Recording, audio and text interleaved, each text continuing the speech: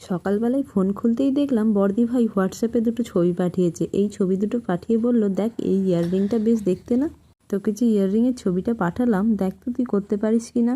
আর যখনই পাঠালো সেই দেখা মাত্রই আমার তো বেশ মনটাও খুব ভালো লাগলো যে আজকে রথের দিনে এরকম ধরনের যদি আমি কিছু ইয়াররিংস বানাতে পারি তাহলে নিজের তো খুব ভালোই লাগবে। আর এমনি ক্লেও ছিল বাড়িতে, তাই জন্য চটপট করে বসে পড়লাম সকালবেলায় এক কাপ চা খেয়ে আর এই ইয়াররিংগুলো বানানোর জন্য।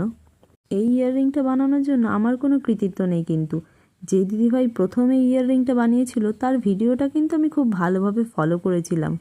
তারপর ভিডিওটা দেখার পরেই আমি এই ইয়াররিংগুলো বানাতে বসেছিলাম। তোমরা আবার কেউ এটা দেখে আবার নালিশ করতে এসো না কিন্তু আমি যে কারোর দেখে বানিয়েছি। হ্যাঁ, আমি মানছি আমি দেখেই বানিয়েছি আর তার দেখেই বানিয়েছি, কিন্তু তার মতন অত সুন্দর হয়তো হয়নি। তোমরা একটু বিচার করে বলো যে তার সেই দিদির মতন এত সুন্দর হয়েছে কি না। তোমরা তো জানোই যে আমি এই ক্লের কাজ খুব ভালো পারি না, আমি বেশিরভাগটাই মাটির কাজ করে থাকি।